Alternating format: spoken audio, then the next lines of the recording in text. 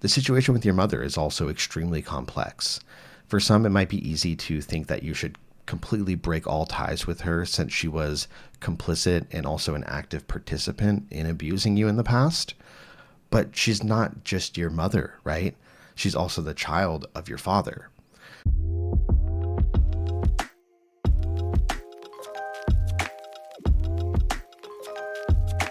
All right. Hello, friends. This is the Hardcore Self-Help Podcast. I'm your host, Dr. Robert Duff. Today, we are doing a question and answer episode. Been a few of these recently. I'm going to have some interviews upcoming, but there's definitely a little bit of a lag between interviews, so you're going to get a lot more of me right now, which I'm sure you're fine with. Question and answer episode. If you would like to send me in a question for the show, please send me an email to duffthepsych@gmail.com. That can also be for topic suggestions, direct feedback, anything like that. Good way to get in touch with me. If you want, you can also use the contact form on my website, duffthepsych.com. That, has the same purpose. And if you send me a question on social media, I may see it, I may not. So email is definitely the safest way to do that. I did want to ask a favor of you guys. So on Apple Podcasts, which is the primary podcast platform that people listen to the show is pushing 1,000 reviews. It's 950 something, I think, as it stands, maybe 60 something. Not totally sure, but it's getting pretty close to 1,000. And I would really, really, really appreciate it if you've been thinking about leaving a review, if you've sent in a question for the show that I've responded to and haven't left a review, or if you just have a few minutes to spare coming up, please leave me a review on Apple Podcasts if that's the platform that you use, because it would be really meaningful to kind of pass that threshold. And of course, it would also be great for the show. So it's just a really easy way to support me. It takes a few minutes of your time, and you can be honest in the review. It doesn't have to be some sort of, over the top fake glowing review or anything like that. You can talk about what you like. You can talk about anything that you're neutral on or dislike. Totally cool with it all. So I would appreciate that if you have the time to do so. I am a little bit worn out today. I've been kind of doing a lot of talking, not only for my job, but I've recently been in Palm Springs, California for a conference. It was a National Association of Public Guardians and Conservators and Attorneys, I believe. They have a really long acronym. Anyway, I was talking about the use of artificial intelligence tools in elder care, which went really well. Very good talk. But I went from that directly to doing a training for law enforcement and firefighters and security, basically crisis intervention people about dementia and how to work with people better who have dementia. That was today. And then I worked all day. So been doing a lot of talking. Luckily, I have my voice back pretty much completely, which is great. But that's where I'm at. Before I jump into the first question, I did want to give you a bit of a heads up. So this is kind of a content warning. I know that I talk, pretty frequently about things like traumatic events, suicidality, abuse, things like that without, a ton of preamble and warning. This question that I'm going to be reading is a little bit different. It's a bit longer, a little bit more detailed. It doesn't go into any sort of graphic detail about abuses that have been suffered or traumas, but it is a pretty horrific situation relating to childhood abuse, relating to religious trauma, a lot of things that could be potentially triggering. So if you're not feeling up for that, if you're not in a good spot mentally to take in that kind of content, feel free to skip forward a bit. That's the first question. The second one's going to be a lot more mild in terms of those sorts of themes, nothing like that. So no hate if you have to skip forward. You could always come back and try another time. But I did want to give you a heads up about that. Okay, so on to that first question. It reads, Dr. Duff, I discovered your podcast 2 years ago and have found it immensely valuable. Thank you for all you do. I am a straight white man in my 40s. I was raised in an extremely conservative, extremely Christian fundamentalist, and extremely abusive home. I grew up living in vans or campers with the windows painted black, and I was rarely allowed outside because my parents didn't want anyone to know I existed. I was left alone for long periods of time and couldn't move too much as it would rock the camper or van, and I couldn't make any noise. During the winter, I would freeze, and during the summer, I would be stuck in the heat with all the windows closed, and it's a miracle I didn't die from the heat. I was physically, emotionally, mentally, and sexually abused. My mother claimed she didn't know I was being sexually abused, which may be true, but she never attempted to protect me from any of the abuse, and abused me as well, just not nearly to the extent my father did. My father didn't sexually abuse me himself, but sold me to his friends so they could sexually abuse me. Everything my father did, he justified by saying he was a man of God and a prophet and couldn't sin. When I was fairly young, I deduced that my father was also my mother's father, but my parents didn't admit to it until I was probably 12. When I was 19, my father went to prison, not for any of the horrible things he did to me, but for incest with my mother. For 18 years, my father taught me that my extended family were horrible people and that they would never accept me. After my father went away, I reunited with my extended family, and in the most part, they proved my father right. Most of my family wanted nothing to do with me because of who my father was. Even now, more than 20 years later, most of my family couldn't care less about me. When I was in my 20s, I attempted suicide and was committed to a mental hospital. A year or so after I was released, I sought therapy, and my therapist asked me to write about my childhood as a form of therapy. I wound up writing a book about my childhood trauma. Some of my family told me they would make sure the entire family would disown me if I published my book, and they would sue me for slander, even though none of them are in the book. I don't really want my family to write me off, but I think my story needs to be told, and I think it could help people. I still have somewhat of a relationship with my mother, but there was no way I could keep her out of my book, but I did my best not to make her look like a villain. I'm considering publishing my book anyway using a pseudonym. My wife thinks I should publish it. What do you think I should do? Oh, man. So thank you for the question. And dude, wow. The thing that first resonates in all this for me is just that I'm so fucking proud of you. Like, holy moly. You've lived through such horrific circumstances, and not only have you survived, but you've survived, you've gotten married, you've written a book about your experiences. You are strong as hell, and I hope that you give yourself at least a little bit of credit for that. You certainly deserve it. There are so many layers to what you've experienced. A person in a situation like yours would be highly likely to develop what we call complex PTSD or CPTSD. I've done episodes about CPTSD before, so if you look on my website and search for that or Google it, search on YouTube, I'm sure you'll be able to find the episodes. But for you, it's not that you've experienced a traumatic event. Your upbringing, your entire early life was traumatic through and through, right? That period of your life where you would typically be developing a sense of self and an understanding of who you are in relation to the world, how you relate to other people, was bathed in trauma of just about every type. So therefore, people with CPTSD often have your typical traumatic reaction symptoms like hypervigilance, increased startle response, emotional lability, like mood swings, flashbacks, things of that sort. But they also tend to have difficulty in day-to-day life because trauma almost becomes a baked-in part of their personality, right? It's how you view the world. It's the lens through which you look at the world. So I can only imagine the kind of internal work that you needed to do to pull yourself out, to establish a romantic relationship, and even write about the very experiences that traumatized you. If you don't mind, before I dive into directly answering your question, I want to point out a couple things about your experience to the audience just to highlight them. One is that a very powerful tool of abusers is isolation. In what you wrote, you mentioned that you weren't allowed outside of the van often. You were told that you weren't allowed to interact with your extended family, and generally you were hidden from any outside influences that could potentially have helped you understand the abuse that you were enduring. And this is common in many different types of abuse. It's often seen in abuse amongst romantic partners, where one partner always wants to know who the other one's with, where they're spending their time, and they often try to limit their access to certain friends or family, people that would be able to influence them in some sort of way and break down the sense of control they have over this other human being. So that's definitely the case in your situation in a very overt way.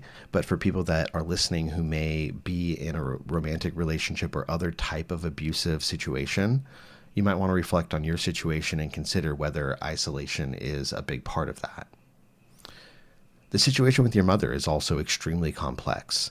For some, it might be easy to think that you should completely break all ties with her since she was complicit and also an active participant in abusing you in the past. But she's not just your mother, right? She's also the child of your father. So she is in the same system of abuse that you were, and the pressure to conform and go along with him is a serious force to contend with when you're in that situation. In the end, we all need to be held accountable for our actions, but this is absolutely not a straightforward situation. It's not the same as it would be if she wasn't your father's child as well. That definitely complicates things when you think about the abuse that she endured. So yes, it is not straightforward. At this point, I would be most interested in your mother's current behavior. Even if you can't find it in yourself to fully condemn her, you're still allowed to have personal boundaries regarding her behavior.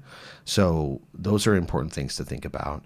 And the same goes for your extended family. There are definitely family dynamics that go beyond just your direct interaction with them, right? There are waves throughout your family that, are probably pretty messed up. And I don't think that excuses their behavior toward you at all, but it does, again, make it even more complicated. So a few things I wanted to point out about that. Now, to address your question directly, personally, this is half my psychologist therapist hat and half just me as a human being. I don't give a shit about anybody else you're mentioning in this question when it comes to your decision to publish your book. For that decision, you need to consider yourself and your chosen family, like your wife or anybody else that you consider part of that inner circle. You don't owe any member of your family a goddamn thing. And I think it's a stretch for you to even call a lot of them family, right? The reason you said you want to publish your story is to help people. And I'm sure that includes helping yourself. Publishing something real and having people simply be witness to your story may be a crucial part of your own healing because it's not some precious secret anymore. So much of your life, you were forced to keep yourself a secret, keep your life a secret, keep things that happen to you a secret. And while you've worked through a lot of this with your therapist, obviously, something about having this as a public document, having it as something that people can actually read and again, witness you, there can be something very powerful about that. When you consider your own self, like I said, you need to consider yourself in this situation. You'll want to think about the potential benefits, things like helping you along in your healing journey, things like validating your experience, potentially helping other people recognize that their situation is valid and real, and the meaning you get from that, from helping others. You also want to consider any potential costs to yourself. For example, are any of the family members that you mentioned dangerous to you, physically or otherwise? Are you reliant on family for any sort of support? Do you foresee harassment from them? Could your wife be impacted by your decision to publish a book about your experiences? It sounds like you're thinking about publishing this under a pseudonym, which means you wouldn't even technically need to let your family know that the book was published in the first place. They wouldn't necessarily need to find out about that. And that could definitely alleviate some of the potential concerns here. But either way, I think this is a fantastic idea overall. I just don't want you to be unrealistic, and I don't want to be unrealistic about the potential downsides. You have your own mental health, your own physical health to consider. But aside from the book, I think that you also need to consider what the role of your family, including your mother, is in your life right now. What is their role? Why do you have them in your life in the first place? This isn't a leading question. I'm not saying that I know the answer to it and I'm trying to just lead you there. Like I said, it's easy to sit back and say, just fucking burn it all down, move away from there, change your name, get as far away from it all as you can. That's easy to say from the outside. But obviously there's some reason that you haven't done that. And I encourage you to really be honest with yourself about what those reasons might be. Those could be reasons that you stand by still, or if you evaluate them and, work through them, maybe they're reasons that don't quite hold up to who you are now as a person. But it does bear reflecting upon. So, like I said, I think the book overall is a really great idea. The idea of your family silencing you with threats of disowning you, to me, just feels like the same abuse all over again. Just another form of control and silencing you, which you don't need to have anymore. You talked about working with a therapist in the past. If you're not working with a therapist right now, I would obviously suggest that. My perspective is limited here, and I think that working with somebody who gets to know you and your situation deeply can be really helpful to dig into the nitty-gritty of the costs and benefits and motivations that we talked about. So I would consider that if you're not actively working with somebody. But again, I want to reiterate, I am so damn proud of you. You've done amazingly for yourself, and I hope that your very existence helps to give some people hope. So thank you for writing in and being raw with us. All right, so getting on to question 2, it reads, Hi, Duff. I've been listening to your podcast for the past few years and love your delivery and the way you make mental health content easy to understand. Today I have a question about happiness. Recently, I've made the decision to finalize my divorce. We weren't respecting each other, and only one person was willing to put in effort to repair the hurts. But everyone knows it takes two people to work at creating a caring relationship. I digress. I took a trip with my sister and her family and my kids, and I thought we were going to finally enjoy life and make happy memories, apart from my ex. However, that was not the case. My relatives had their own issues to confront on that trip. And let's say that the trip was very much anticlimactic and didn't get close to meeting my expectations of happiness and fulfillment. I'm concerned that I'll never find happiness and fulfillment, especially now as a single parent with 2 kids. I see how important having that extra adult is, but I'll never have that. Thinking about dating and bringing in a step-parent sounds even worse, and honestly, I'm considering staying single until my children grow into adults. I can't imagine how me dating in a few years would make anything better for them anyway. I guess I'm lost. I need some strength to carry me on and give me hope. Can you share some insight and help me navigate this difficult process? Yes, I'm actively shopping around for a therapist. Thank you for writing in this question. A tough situation to be sure. If I'm interpreting the question correctly, you have 2 kids that you were caring for together with your ex. So the pressure to try to keep that family intact can be very strong. For some, this is financial. For some, it's religious or value-based. For others, it's just a recognition that it's hard without that extra adult, as you put it. But you decided to go through with the divorce in the end, and I'm proud of you for that. This is something that you needed to do for yourself. Obviously, I don't know your exact situation, but as hard as things are right now, I imagine the possible future where you tried to stick things out for your kids and your kids needed to grow up with this conflict and disrespect between their parents as the backdrop of their lives. That's not something that you wanted for them. So it's an incredibly tough decision, but it seems like it's one that you probably won't regret in the long run from what I can hear. But that doesn't exactly help you right now. Right now, you're feeling disappointed, a bit overburdened, probably a little scared. And I'm super glad that you're shopping for a therapist. You knew I was going to mention it, you sly dog. So very nicely done mentioning it in your question. That's obviously a great idea here. One thing that's worth pointing out is that even though you may be firmly confident about your decision to end the marriage, you still may be experiencing a degree of grief. Not for the marriage itself per se, but for the version of your life where things could be intact and happy. And this didn't need to happen, right? That version of life, that idyllic version that you had in your head when you started the marriage, that has to die. And that can be cause for some grief. That comes with its own emotional ups and downs.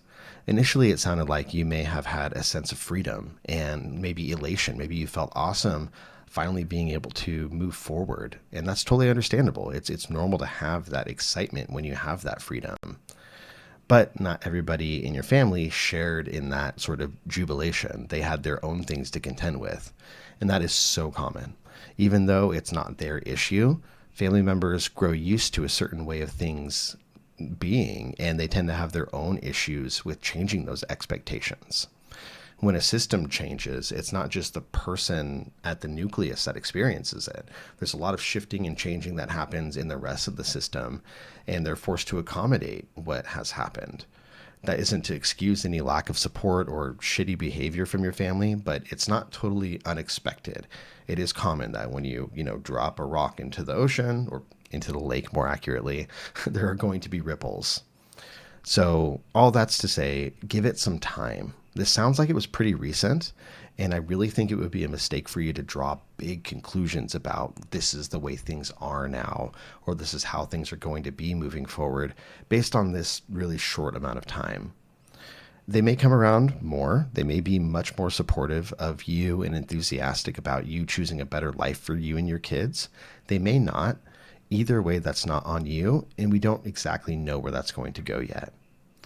So just because this one trip didn't go the way that you had kind of fantasized about, that doesn't mean that you've made a mistake here. That doesn't mean that there aren't possibilities. because there are still plenty of years to make those awesome, free, happy memories that you were hoping for. Also, I want to point out that you don't exactly know what these memories will be to your kids.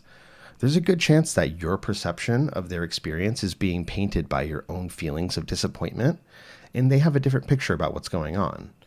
As a parent, I know that sometimes my kids remember things very differently. There are times when I totally thought I failed as a parent, and my kids will remember something specific about that time, and they'll hold on to that forever and really appreciate and think of it fondly. Like, specifically, there was a time a few months ago where we were visiting family and we had to get a last-minute hotel that we weren't expecting to get. It was very late, super late for the kids' standards. Everybody was overtired, and then the card key to open the door to the building up on the second or third floor where we were, it wasn't working. We had just walked up the stairs and then we couldn't get in the building. So everybody was freezing, just like sad, sitting on the ground. We had to keep running back down to the lobby to try to figure it out and get the card to work. It was like a near disaster, but all the kids remember is how cool they thought the hotel was. And they have continuously brought up how much they enjoyed like the little breakfast buffet, because they could each get exactly what they wanted, whether that was pancake or eggs or sausage or bacon or cereal or what have you. So their memory of that was nothing like my memory of that, even though it was the same experience. So keep trying your best for your kids, and I'm sure they're going to be okay. For yourself, you said a few things that I would see as pretty like fatalistic, like you'll never find happiness and fulfillment again, that you'll never have another adult set of hands in your life. I have to remind you that this just happened, right? It's way too early to be making these big kinds of assumptions. These are fears that you're talking about, not likelihoods. Right. So I'm shaking this into you a little bit here, right? Like these are things you fear. This isn't like a logical deduction that this is how things are going to be now. It's totally okay to worry, and it's totally okay to fear this stuff, but don't get it confused with that logical process of deduction I was talking about. We'll see how things shake out. We don't know yet. There are many avenues for you to feel happiness and fulfillment. I know quite a few people that really only started to get to know themselves on a fundamental level and figure out what they're passionate about after they moved on from a relationship that was limiting them, often through a divorce. There's no reason that you have to have your mind made up about anything. Just ride the roller coaster that is life for a while and see where it leads you. In the meantime, you just need to keep trying your best. You're not going to be perfect. Nobody is. There's no such thing as a perfect parent. You're not going to be able to keep things exactly how they were when there were two parents working in tandem, and that's okay, right? This is the first year on a different leg of your journey as a family, and there will be some growing pains, some surprises, but that's all part of it. Now you have the opportunity to model resilience and authenticity to your kids. In time, the dust will clear a bit, you'll acclimate to this new reality, and you may start to open your eyes to new possibilities. Maybe there's a hobby that you were never allowed or able to engage in. Maybe that hobby leads you to friends and connections that can be part of your village. Maybe you find a romantic partner that's good with you and the kids in a way that you never thought possible.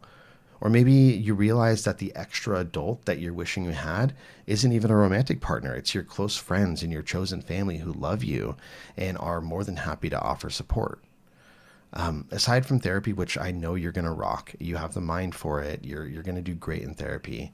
You can also look for some additional support. You can look for community, whether that's in person or online. Look for people that you can connect with, people who maybe understand a bit about what you're going through, whether that's, specifics about your relationship from the past, whether it's divorce, whether it's being a single parent, or just simply interests that you have nascent waiting to kind of come to the surface. Any of those things would be great in addition to the specific work that you're going to do in therapy. But you're strong. You're doing a good job. You got this. Have some patience with yourself and with your situation. Try to resist the urge to make all of these assumptions about what things are going to be like, because that's just impossible to tell right now. Focus on what's in front of you, and I think you're going to do great. So thank you for the question. And with that, that's the end of the episode, everybody. Don't forget, if you have the opportunity, please review on Apple Podcasts. If you're not on Apple Podcasts, I certainly appreciate reviews and ratings anywhere else in the podcast world. But that's the one that I'm chasing. I'm chasing that number right now. So thank you for your attention. Thank you for listening. If you want to send me a question, don't forget you can send me an email to duffthepsych@gmail.com. And until the next episode, take care of yourselves. I appreciate you.